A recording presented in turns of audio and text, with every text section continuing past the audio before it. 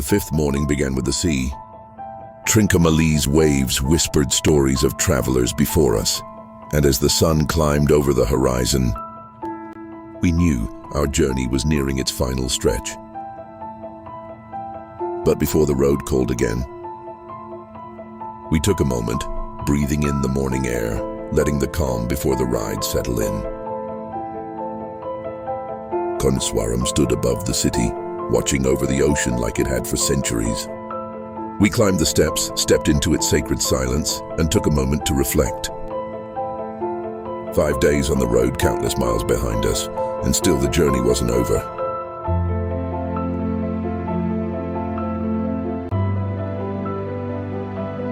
With a quiet prayer, we mounted our bikes once more.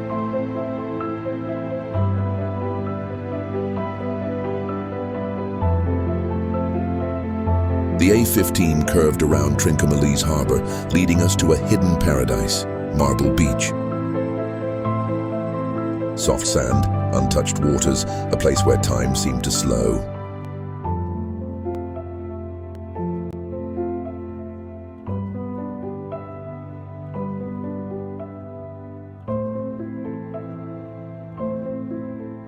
We let the ride fade for a while, dipping into the cool ocean, recharging for the road ahead.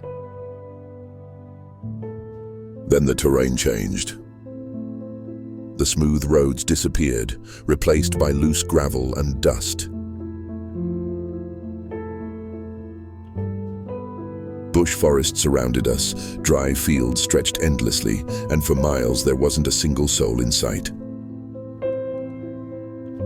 The ride wasn't easy, the heat unforgiving, but the lighthouse stood ahead, a beacon calling us forward.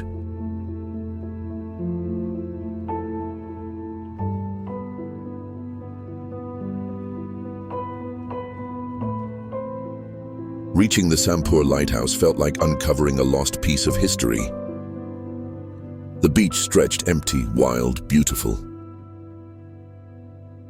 A broken boat lay abandoned, its journey ending where the land met the sea. We stood there for a moment, taking it in. This place, this silence, this sense of being completely away from the world. Then the journey pulled us back.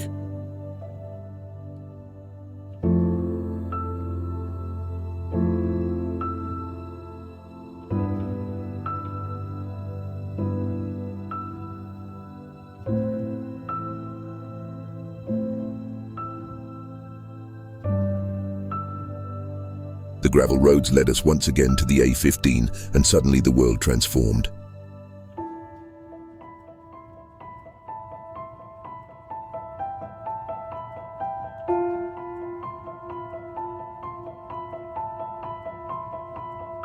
The dry lands faded, replaced by endless paddy fields, stretching green under the open sky.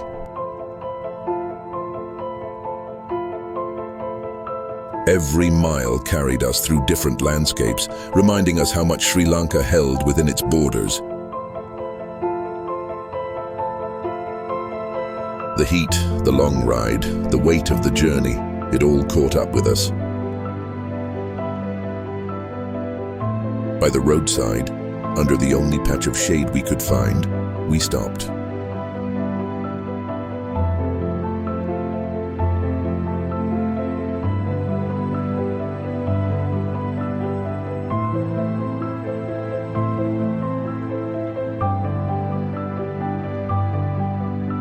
A nap, even just for a few minutes, was all we needed.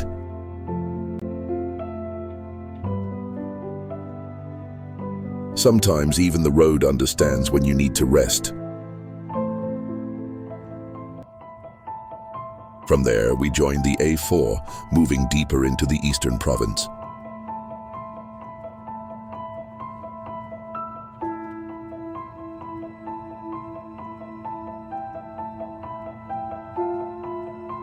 The road led us through Batikaloa, Katankudi, where palm trees lined the center of the road, like a pathway guiding us forward. The journey had found its rhythm again. Near Kalmunai, the sun began to set once more.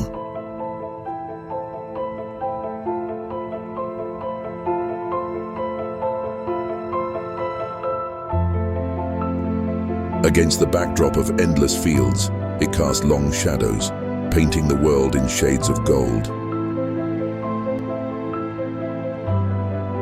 Each sunset felt different, each one carrying the weight of the road behind us.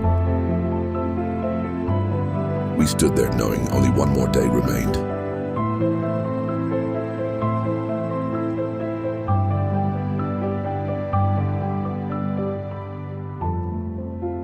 After the sunset near Kalmunai, we were still on the A4. The road led us through busy towns, bright lights, people moving, the hum of the night coming to life. We passed through, engines roaring past street markets and tuk-tuks, the city still awake as we rode deeper into the east. Then the towns faded. The busy streets turned to long, empty highways. No cars, no people, just us, the road, and the deep silence of the night. The air grew cooler, the hum of our bikes, the only sound cutting through the darkness. But the real test was still ahead. The smooth tarmac disappeared, replaced by shifting sand. Every movement had to be precise. The front tires wobbled, the bikes fought for control. The night made it harder. No clear path, just instinct guiding us forward. Every mile felt longer, every turn unpredictable. By 7 p.m. we reached Panama.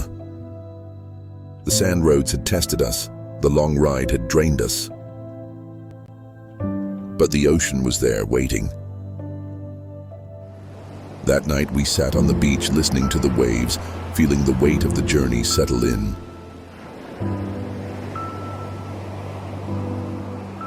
Tomorrow, the last ride of the trip awaited us. The thought was bittersweet. One final sunrise.